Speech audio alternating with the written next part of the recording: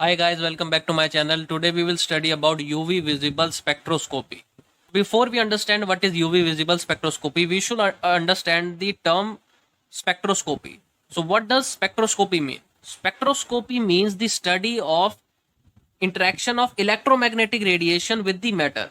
So whenever we study the interaction of electromagnetic radiation with matter, this is known as spectroscopy. Now this matter can be anything.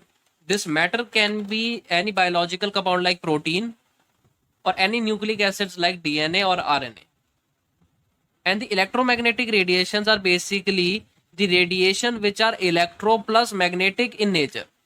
So these are known as electromagnetic radiations. And electromagnetic radiation, as you may know, are the gamma rays, the X rays,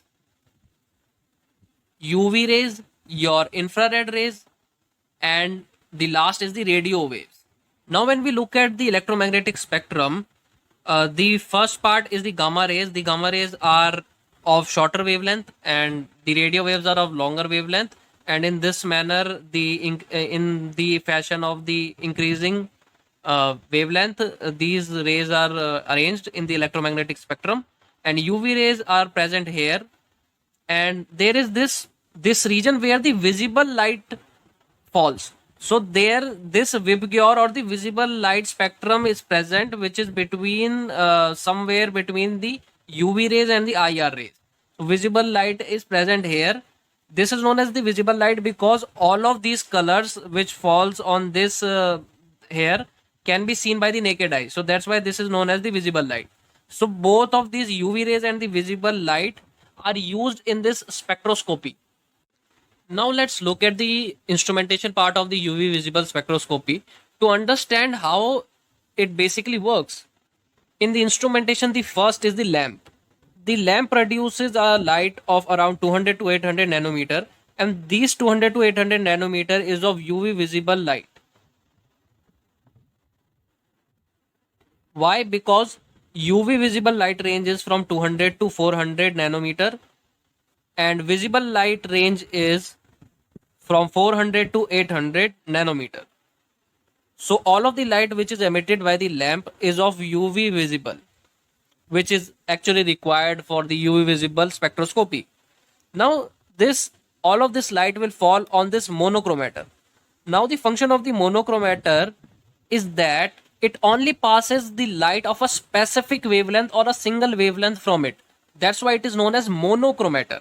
Now the light of single wavelength will pass through this monochromator and now will fall on these two solutions. The first solution is known as the reference cell. Now this solution is basically taken in a cuvette.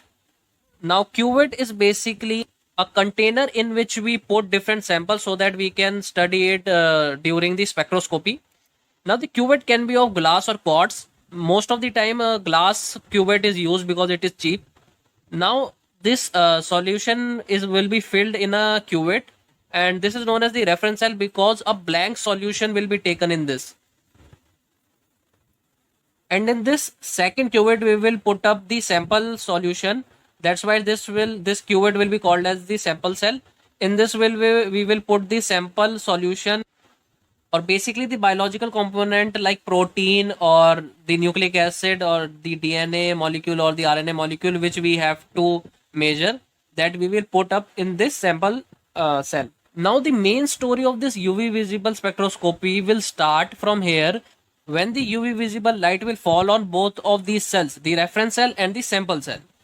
So basically when the UV visible light will fall on the reference cell, let's take the UV visible light which falls on the reference cell, the incident light as I naught.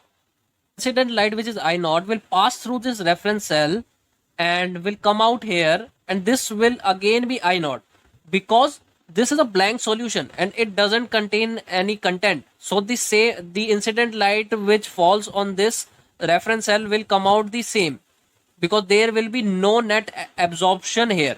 No net absorption will be shown here because no material is present in this. This is a clear or a clear solution or a blank solution. And please also understand that the principle of the UV visible spectroscopy basically lies on this, that when a UV visible light passes through a solution, so the particles or the let's say if protein is present in this solution, now the protein molecules present in this solution will absorb some of the light, UV visible light from here, and these particles, the electrons of these particles will get excited, and when they will get excited they will reach a higher excited state.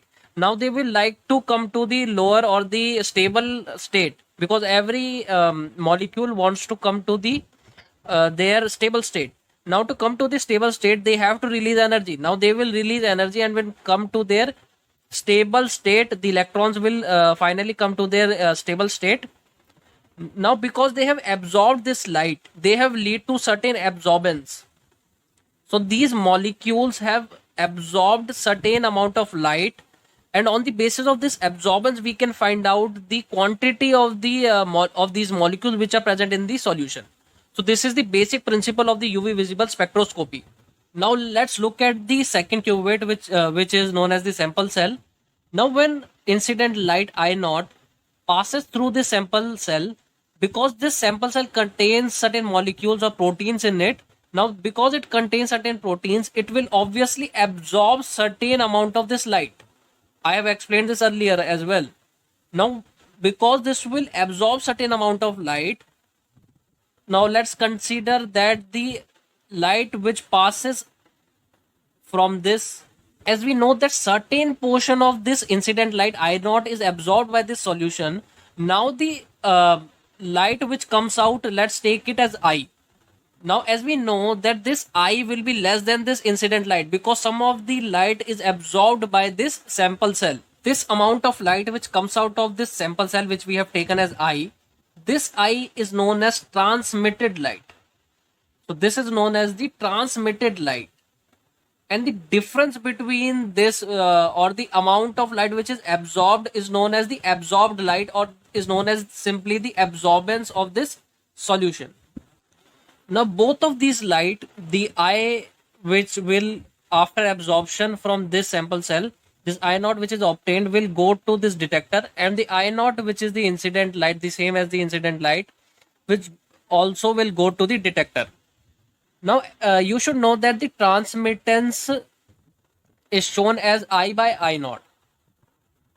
So now the detector has both the I and I naught, and it will easily find out the value of transmittance or form a graph like this, transmittance versus the concentration. Now the transmittance and concentration graph comes like this. Now the problem here is that the transmittance versus concentration graph is not a linear graph. So it will be very difficult for us to deduce or find out the concentration from this not so linear graph. Now we have to convert this into a linear form of graph.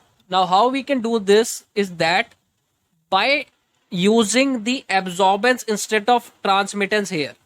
Now in order to convert the transmittance into absorbance, we can take the log of 1 by T or 1 by transmittance, because absorbance is equal to the log of 1 by T.